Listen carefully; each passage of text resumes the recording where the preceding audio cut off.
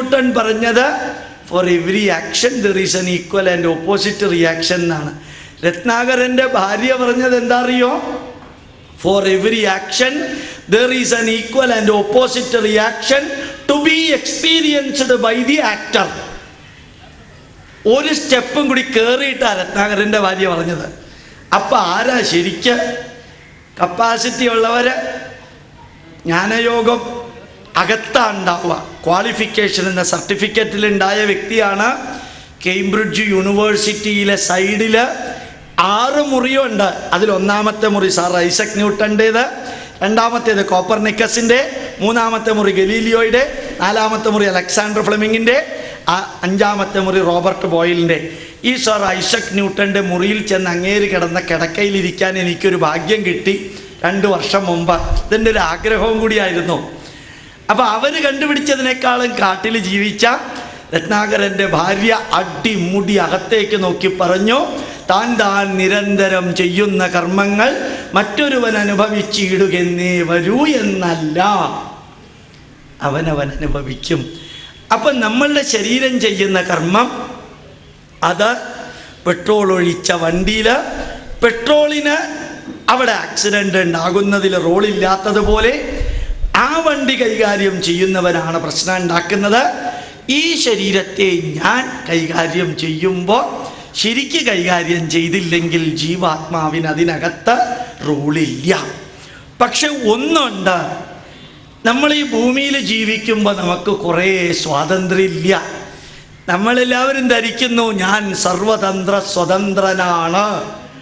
അതൊക്കെ വെറുതെ പറയുക, ചുമ്മാ പറയുക. മോഹൻലാൽ പറയാറില്ല, ചുമ്മാ. അതായത് ഞാൻ സർവതന്ത്ര സ്വതന്ത്രനൊന്നും അല്ല.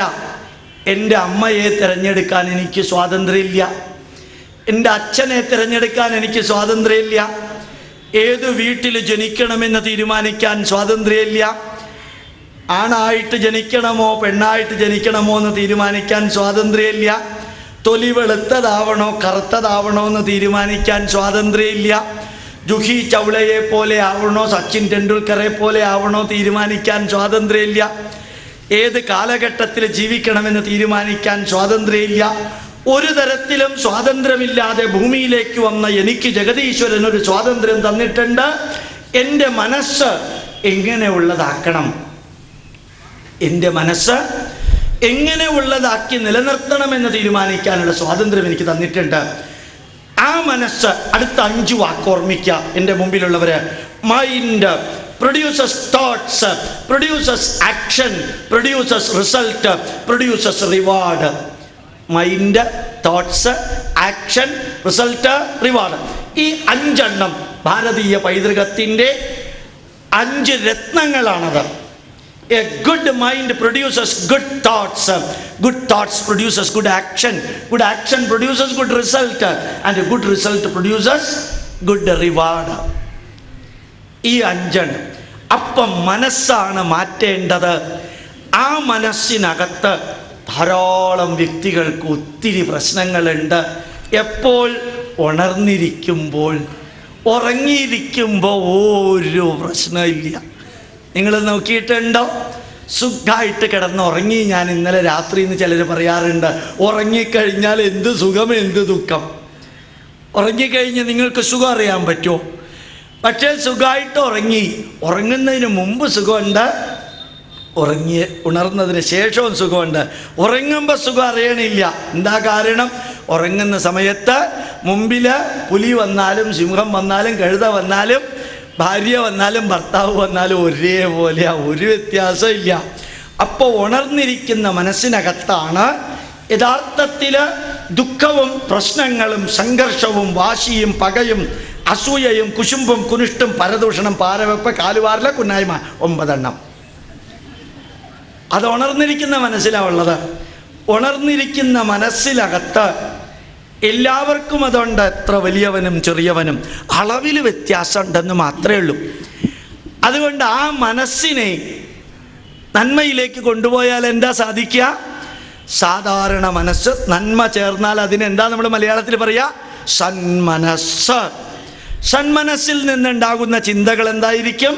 സത് ചിന്തകൾ. സച്ചിന്തകളിൽ നിന്നുണ്ടാകുന്ന കർമ്മങ്ങൾ എങ്ങനെയായിരിക്കും? സത്കർമ്മങ്ങൾ. അതിൻ്റെ ബലം എങ്ങനെയിരിക്കും? സത്കർമ്മ ബലങ്ങൾ. അതിൻ്റെ പ്രതിഫലം എങ്ങനെയിരിക്കും? സത്കർമ്മ പ്രതിഫലം. 5 എണ്ണം ഓർമ്മിക്കാൻ വിഷമമുള്ളവർ മറക്കാതിരുന്നാലും മതി. അപ്പോൾ സന്മനസ്, സച്ചിന്തകൾ, സത്കർമ്മം, സത്കർമ്മബലം, സത്കർമ്മ പ്രതിഫലം. വാക്ക് മാറ്റി ഒന്നും കൂടി പറയാം. സന്മനസ്, സച്ചിന്തകൾ, പുണ്യകർമ്മം, പുണ്യം, സ്വർഗം. അപ്പം എവിടെയായി പുണ്യവും സ്വർഗവും ഒക്കെ? എവിടെന്നാ വരണേ? മനസ്സ്. മനസ്സ് എന്ന വാക്ക് മൈൻഡ്. മനസ്സിന് സംസ്കൃതത്തിൽ മനഃ. ആ മനഃ എന്ന വാക്കിൽ നിന്നാണ് മാൻ എന്ന വാക്കുണ്ടായത്. മാൻ എന്ന വാക്കിൽ നിന്നാണ് മാനേജ്, മാനേജർ, മാനേജിങ്, മാനേജ്മെൻ്റ് ഒക്കെ ഉണ്ടായത്. ഇപ്പം നമ്മൾ ഈ ലോകത്തിലെല്ലാം മനസ്സുകൊണ്ടൊക്കെ കൈകാര്യം ചെയ്യുന്നതല്ലേ? അല്ലേ? നോക്കൂ, എല്ലാം ഒരു തോന്നലാണ്. ആരും അംഗീകരിക്കില്ല. ചുമ്മാ ഇരി സാറേ, എല്ലാം തോന്നലൊന്നുമല്ല. ഞാൻ ചുമ്മാ നിങ്ങളോട് ചോദിക്കാം, തിരുവനന്തപുരം ചെന്നൈ ട്രെയിൻ ആലപ്പി റെയിൽവേ സ്റ്റേഷനിലേക്ക് എത്ര മണിക്കാണ് വരിക? 12:30 തോന്നുന്നു. എന്ത് ചെയ്യുന്നു? തോന്നുന്നു. സാമ്പാർ എങ്ങനെ ഉണ്ടായിരുന്നു സാറേ? നന്നായിട്ടുണ്ടെന്ന് തോന്നുന്നു. ഗോപാലകൃഷ്ണൻ എന്തിനെക്കുറിച്ചാണ് പ്രഭാഷണം നടത്താൻ പോണത്? ജ്യോതിർലിംഗത്തെക്കുറിച്ചാണെന്ന് തോന്നുന്നു. എത്ര മണിക്കാ ഇവിടത്തെ 12 ജ്യോതിർലിംഗ ദർശനത്തിൻ്റെ ഉദ്ഘാടനം നടക്കുന്നത്? 4:30 തോന്നുന്നു. അതിനുവേണ്ടി അടിച്ച നോട്ടീസ് നന്നായിട്ടുണ്ടോ? തറക്കേടില്ലെന്ന് തോന്നുന്നു അല്ലേ? അമ്മയും മക്കളും സംസാരിച്ചുകൊണ്ടിരിക്കുമ്പോൾ ആരെങ്കിലും അപ്പുറത്തു കൂടെ പോകുമ്പോൾ കുട്ടികൾ അമ്മയോട് ചോദിച്ചു, ആരാ അമ്മേത്? അച്ഛനാണെന്ന് തോന്നുന്നു. തോന്നലല്ലേ? നിങ്ങൾ ഏത് വേണമെങ്കിൽ നോക്കാം. ഫസ്റ്റ് റാങ്ക് കിട്ടുമെന്ന് ഉറപ്പുള്ള കുട്ടിയോട് ചോദിക്കുക, ഫസ്റ്റ് റാങ്ക് കിട്ടുമോ? കിട്ടുമെന്ന് തോന്നുന്നു. ഇപ്പം ഈ മനസ്സിൻ്റെ തോന്നൽ, ആ മനസ്സിൻ്റെ തോന്നലുകൾക്ക് ഉത്തരം പറയുന്നതിന് മുമ്പ് ഞാൻ കുറച്ചു മുമ്പ് നിങ്ങളോട് സൂചിപ്പിക്കുകയുണ്ടായി, ജീവാത്മാവ് കാരിയർ മാത്രമാണ്. ജീവാത്മാവ് കാരിയർ. ഏതിൻ്റെ കാരിയർ? മനസ്സ്, ചിന്തകൾ, കർമ്മം, കർമ്മബലം, കർമ്മത്തിൻ്റെ പ്രതിഫലം. ഈ കർമ്മബലം അനുഭവിച്ച് തീർക്കാത്തതുണ്ടെങ്കിൽ ഈ ജീവാത്മാവ് ആ ശരീരം വിട്ടുപോകുമ്പോൾ ഈ കർമ്മബലവും കൊണ്ട് അടുത്തൊരു ശരീരത്തെ തിരഞ്ഞെടുക്കുന്നു. കുറച്ചു മുമ്പ് ഞാൻ പറഞ്ഞത് ഓർമ്മയുണ്ടാവും. അമ്മയെ തിരഞ്ഞെടുക്കാൻ സ്വാതന്ത്ര്യമില്ല, അച്ഛനെ അച്ഛൻ എന്ന് വെച്ചാൽ പള്ളിയിലച്ഛനല്ല, അമ്മയുടെ ഭർത്താവ്. തിരഞ്ഞെടുക്കാൻ സ്വാതന്ത്ര്യമില്ല.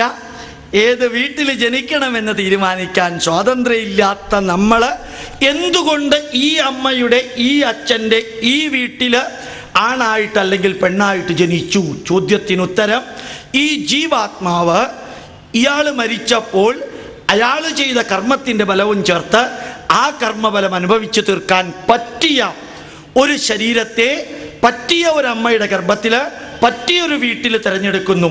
തിയറി ഞാൻ ഉണ്ടാക്കിയതല്ല. കാലിഫോർണിയ യൂണിവേഴ്സിറ്റിയിലെ psychiatry professor Brian L Weiss അദ്ദേഹത്തിൻ്റെതാണ്. ഇത് ഭഗവത്ഗീതയിലുള്ളതാണ്. ഇത് ഈ രാഷ്ട്രത്തിൻ്റെ സിദ്ധാന്തമാണ്.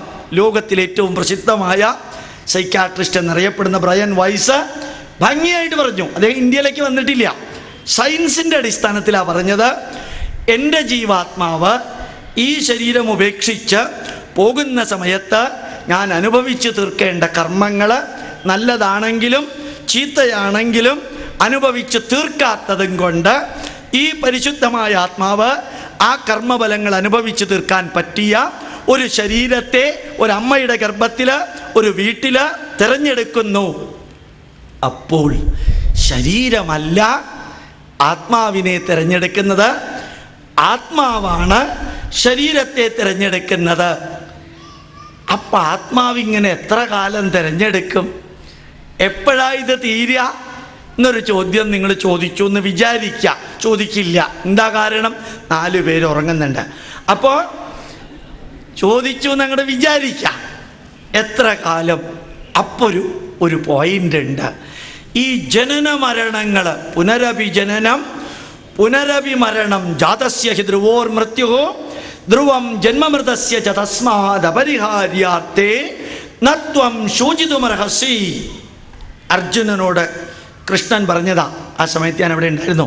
അപ്പോൾ ഈ ഒരു ശരീരം കർമ്മബലവും ചേർത്ത് ആത്മാവ് ശരീരത്തെ തിരഞ്ഞെടുക്കുമ്പോൾ അനുഭവിച്ചു തീർക്കാനുള്ള തിന്മകളെല്ലാം അനുഭവിച്ചു തീർക്കാൻ പറ്റിയൊരു വീട്ടിൽ, പറ്റിയൊരു ശരീരം, പറ്റിയ ഒരു സമയത്താണ് അത് തിരഞ്ഞെടുക്കുക. അപ്പോൾ അനുഭവിച്ചു തീർക്കാനുള്ളത് തിന്മകൾ ഇല്ല എന്ന് വിചാരിക്കുക. തിന്മകളൊന്നും ചെയ്തിട്ടില്ല. തിന്മകൾ ചെയ്യാതിരിക്കണമെങ്കിൽ, തിന്മ എന്നുള്ളതിന് കുറച്ച് മുമ്പ് ഞാൻ പറഞ്ഞു, സന്മനസ്, സച്ചിന്തകൾ, സത്കർമ്മം, സത്കർമ്മബലം, സത്കർമ്മ പ്രതിഫലം. ഒന്ന് തിരുത്തി പറയട്ടെ. ദുർമനസ്, ദുഷ്ചിന്തകൾ, ദുഷ്കർമ്മം, ദുഷ്കർമ്മബലം, ദുഷ്കർമ്മ പ്രതിഫലം. ഇപ്പൊ പറഞ്ഞത് ഒന്നും കൂടി പറയട്ടെ. ദുർമനസ്, ദുഷ്ചിന്തകൾ, പാപകർമ്മം, പാപം, നരകം. വിഷമമുണ്ടോ മനസ്സിലാക്കാൻ? വിഷമമുണ്ടെങ്കിൽ വൈകുന്നേരം ഊണയ്ക്കുന്നതിന് മുമ്പ് ഒന്നും കൂടി ചിന്തിക്കുക. അപ്പോൾ ഈ പാപം എന്ന വാക്കിന് ബൈബിളിലെയും ഖുറാനിലെയും അർത്ഥമല്ല ഭാരതത്തിൽ മനസ്സ് നന്മ നിറഞ്ഞതാണെങ്കിൽ കർമ്മം നന്നാവും, കർമ്മബലം നന്നാവും. കർമ്മബലം കർമ്മ പ്രതിഫലം രണ്ടും നെഗറ്റീവ് ആണെങ്കിൽ അതിനെ ആ പാപം എന്ന് പറയുക. അതല്ലാതെ ഈശ്വരൻ ഇഷ്ടമില്ലാത്തത് ഗോപാലകൃഷ്ണൻ ചെയ്തപ്പോൾ ഈശ്വരൻ ഇയാളെ ഒന്നൊപ്പിക്കാൻ തീരുമാനിച്ചു. ഈശ്വരൻ ഒപ്പിക്കുന്ന പാർട്ടിയല്ല ഇവിടെ. ഈശ്വരൻ ജഡ്ജിയല്ല. ഈശ്വരൻ IG ഓഫ് പോലീസല്ല. ഈശ്വരൻ വിധിന്യായം നടപ്പാക്കേണ്ട വ്യക്തിയുമല്ല. ഭാരതത്തിൽ ഈശ്വരൻ ആര്? യതോ വാ ഇമാനി ഭൂതാനി ജായന്തേ ഏനവാ ജാതാനി ജീവന്തി യത് പ്രയന്തി അഭിസംവിശന്തി തത് വിജിജ്ഞാസസ്വ തത് ബ്രഹ്മേതി. നല്ലൊരു വരിയ. പറ്റുമെങ്കിൽ പിന്നീട് ബൈഹാർട്ടാക്കുക. അത് ബുദ്ധിമുട്ടാണെങ്കിൽ അനപ്പാടാക്കുക. ഏതാ എളുപ്പമെന്ന് വെച്ചാൽ അത് ചെയ്യാം. അപ്പോൾ ഇതിനകത്ത് ഈശ്വരൻ ജഡ്ജിയല്ല, IG അല്ല, പോലീസല്ല, വാദിക്കാനുള്ള അഡ്വക്കേറ്റ് അല്ല. അങ്ങനെ ഒന്നും ഇവിടെ ഇല്ല. ഇതിനകത്തുള്ള ചൈതന്യം ഞാൻ തുടക്കത്തിൽ പറഞ്ഞു. ഈ ശരീരത്തിനെ പോലെ 16 ലക്ഷം തരത്തിലുള്ള ജന്തുക്കൾ ഈ ലോകത്തിലുണ്ട്. 4 ലക്ഷം തരത്തിലുള്ള സസ്യങ്ങൾ ഈ ലോകത്തിലുണ്ട്. 80,000 തരത്തിലുള്ള വൃക്ഷങ്ങൾ ഈ ലോകത്തിലുണ്ട്. 10 ലക്ഷം തരത്തിലുള്ള സൂക്ഷ്മജീവികൾ. അതിൻ്റെ അകത്ത് നിലനിൽക്കുന്ന ചൈതന്യത്തെ ഭാരതീയര് ബ്രഹ്മചൈതന്യം എന്ന് പറഞ്ഞു. ആ ചൈതന്യത്തിന് യാതൊന്നിനോടും ബന്ധമില്ല. അത് കാരിയറാണ്. ഒന്ന് വെറുതെ നോക്കുക. ഇപ്പുറത്ത് കൂടെ പോകുന്ന തോട്ടിൽ വെള്ളമുണ്ട്. ആ വെള്ളം നിങ്ങൾ കുടിക്കോ? ഇല്ല. എന്താ കാരണം? H2O ആണത്. അത് വെള്ളമാണത്. H2O. കടലിൽ വെള്ളമുണ്ട്, കുടിക്കില്ല. ഇതിൽ ചെളിയുണ്ട്, അതിൽ ഉപ്പുണ്ട്. എന്നാൽ ഒരു മത്സ്യം ചത്ത വെള്ളമുണ്ട്, അതും കുടിക്കില്ല. എന്താ കാരണം? എല്ലാത്തിൻ്റെയും കോമ്പോസിഷൻ ഒന്നാ, H2O ആണ്. പക്ഷെ അതിനകത്ത് വേറെ സാധനങ്ങൾ ഉണ്ടെങ്കിൽ കുടിക്കില്ല. ആകാശത്ത് നിന്ന് നേരിട്ട് വെള്ളം താഴത്തേക്ക് വന്നു എന്ന് വിചാരിക്കുക. ഒരു വലിയ പാത്രം മുകളിൽ പിടിച്ച് നമ്മൾ അത് സ്വീകരിക്കുന്നു. അതിനകത്ത് ചത്ത മത്സ്യമില്ല, അതിനകത്ത് ഉപ്പില്ല, അതിനകത്ത് ഈ തോട്ടിലെ ചെളിയില്ല, കൽപ്പൊടിയില്ല. അപ്പം എന്താ സംഭവിച്ചത്? ആകാശത്ത് നിന്ന് നേരിട്ട് പാത്രത്തിലേക്ക് വീണ വെള്ളത്തിൽ അപദ്രവ്യങ്ങളും ചെളിയും തിന്മകളും ഒന്നുമില്ല. അതുപോലെ ഈ പ്രപഞ്ചത്തിൽ നിന്ന് നമ്മളിലേക്ക് വന്ന പരമാത്മാവിൻ്റെ അംശമായ ജീവാത്മാവിനകത്ത് ഇതൊന്നുമില്ല. ആ ജീവാത്മാവിനകത്ത് തിന്മകൾ ഇടയ്ക്കിടയ്ക്ക് ഇങ്ങനെ വന്നു ചേരുന്നു പ്രവൃത്തി ദോഷം കൊണ്ട്. ആ പ്രവൃത്തി ദോഷത്തിൻ്റെ ഫലങ്ങൾ അനുഭവിച്ച് തീർക്കാൻ പറ്റണം. ഇനി തീർക്കാൻ പറ്റിയില്ലെങ്കിൽ ദുഷ്കർമ്മങ്ങൾ ചെയ്യാതിരുന്നാൽ, സത്കർമ്മങ്ങൾ മാത്രം ചെയ്താൽ പുണ്യം എന്ന സത്കർമ്മഫലം അക്യൂമുലേറ്റ് ചെയ്യുമ്പോൾ അടുത്തത് പ്രധാനപ്പെട്ടൊരു വരി, ജീവാത്മാവ് ലോവർ ലെവലിൽ നിന്ന് ഹയർ ലെവലിലേക്ക് പോകും. എത്ര ലെവലുണ്ട്? 6 ലെവലുണ്ട്. 6 ലെവൽ ഞാൻ നേരിട്ട് കണ്ടിട്ടുണ്ട്. കൈലാസത്തിൽ പോയാൽ കാണാം. കാരണം എന്താ പറയുക, ഒരൊറ്റ സ്ഥലത്ത് കുളിമുറിയോ വെള്ളമോ ബാത്റൂമോ ഇല്ല. 6 ലെവലും കൈലാസത്തിലേക്ക് പോകുമ്പോൾ തീരും. അത്ര കോംപ്ലിക്കേറ്റഡാണ്. അങ്ങനെ പറയാൻ കാരണം ഞാൻ അല്പം കഴിഞ്ഞ് വിവരിക്കാം. ഇപ്പം ഞാനൊന്നുകൂടി പറയാം. അപ്പോൾ ഒന്നാമത്തെ ലെവലെന്ന് പറഞ്ഞാൽ എന്താ? തിന്മകൾ നിരന്തരം ചെയ്ത് വളരെ കുറച്ച് നന്മകൾ മാത്രം ചെയ്ത വ്യക്തി. രണ്ടാമത്തെ ലെവലെന്ന് പറഞ്ഞാൽ 20% നന്മയും 80% തിന്മയും ചെയ്ത ആ വ്യക്തിയുടെ കർമ്മഫലം.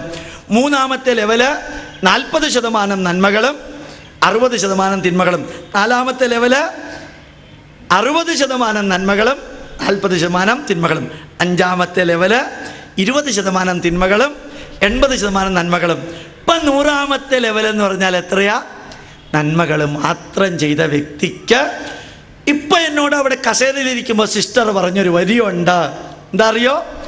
ജീവാത്മാവിന് പരമാത്മാവിനെ സാക്ഷാത്കരിക്കാൻ സാധിക്കണം. ഇപ്പം ഞാൻ പറയുന്നത് ആത്മീയതയൊന്നും അല്ല കേട്ടോ, പ്യുവർ സയൻസാണ്. പ്യുവർ സയൻസാന്ന് നിങ്ങൾക്ക് തോന്നില്ല. എന്താ കാരണം അറിയോ? ഇതൊക്കെ നമ്മുടെ അമ്മൂമ്മമാർ പറഞ്ഞ് കേട്ടിട്ടുണ്ടാവും ഇല്ലേ? ചിലർക്ക് ചില അസുഖമൊക്കെ വരുമ്പോൾ നമ്മുടെ അമ്മൂമ്മമാരെന്താ പറയുക?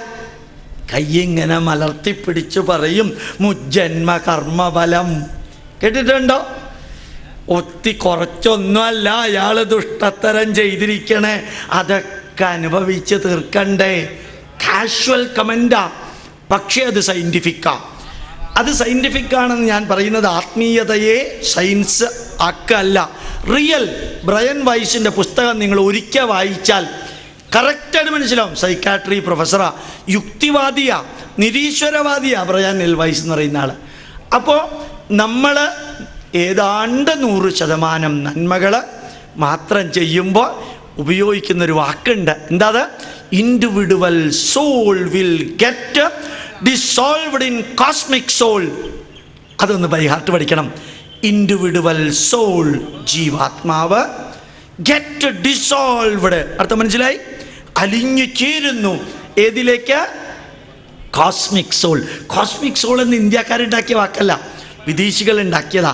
അങ്ങനെ ഒരു വാക്ക് ബൈബിളിലില്ല, ഖുറാനിലില്ല.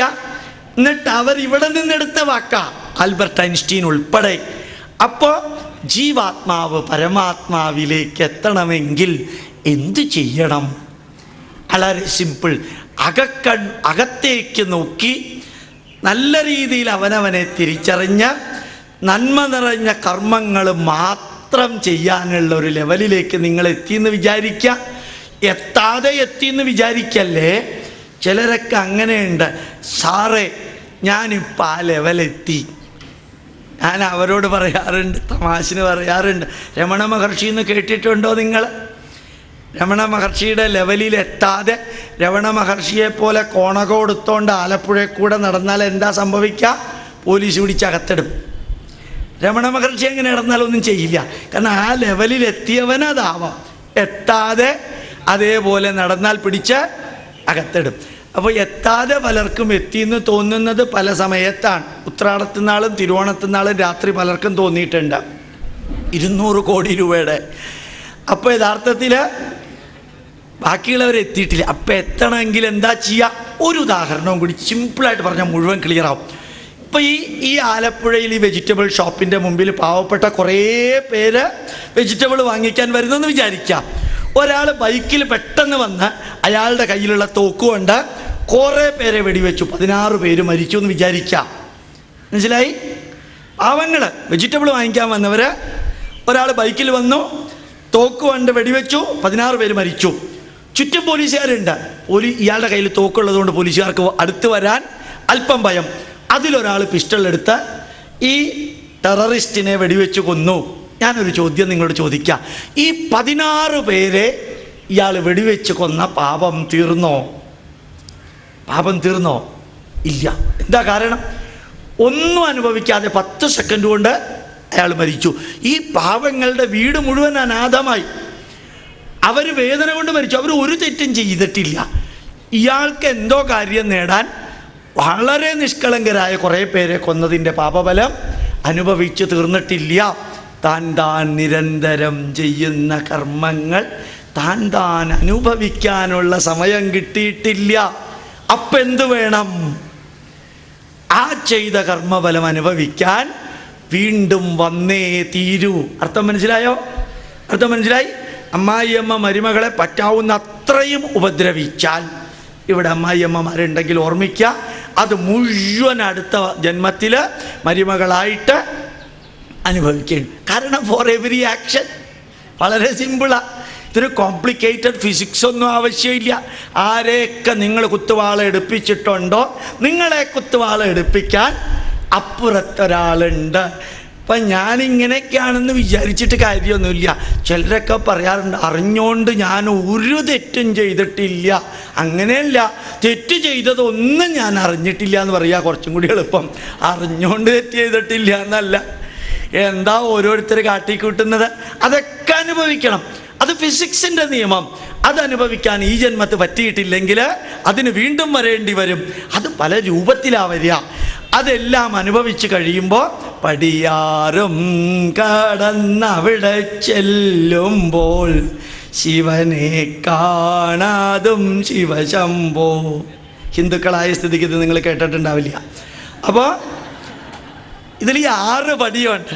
ഈ 6 പടി അങ്ങോട്ട് കടക്കണം. ഞാൻ കുറച്ച് മുമ്പ് പറഞ്ഞതും 6 പടിയാണ്. 6 ലെവലെന്നല്ലേ പറഞ്ഞത്? ബ്രയൻ എൽ വൈസ് പറഞ്ഞത് പൂർണ്ണമായിട്ടും തിന്മ ചെയ്ത ആള് 1ാമത്തെ ലെവലിൽ നിന്ന് താഴെ, പൂർണ്ണമായിട്ട് നന്മ ചെയ്ത ആള് 6ാമത്തെ ലെവലിൽ. അയാൾ മരിച്ചു കഴിഞ്ഞാൽ എന്താ സംഭവിക്കുക? അയാളുടെ ആത്മാവിന് പാപഭാരമില്ല, തിന്മകൾ ചെയ്തിട്ടില്ല, ആരെയും കുത്തുവാള എടുപ്പിച്ചിട്ടില്ല, ആരെയും നരകിപ്പിച്ചിട്ടില്ല, കള്ളനോട്ടടിച്ചിട്ടില്ല, കള്ളത്തരം ചെയ്തിട്ടില്ല. ചിലരൊക്കെ കൈക്കൂലി വാങ്ങിക്കുമ്പോൾ ഓർമ്മിക്കാറില്ല. കൈക്കൂലി തരുന്ന ആൾ തലയ്ക്ക് ഉഴിഞ്ഞ് മുടിഞ്ഞു പോട്ടെ എന്ന് പറഞ്ഞല്ലേ കൈക്കൂലി കൊടുക്കുള്ളൂ. നന്നായി വരട്ടെ എന്ന് പറഞ്ഞ് ലോകത്തിൽ ആരെങ്കിലും കൈക്കൂലി കൊടുത്തായിരുന്നു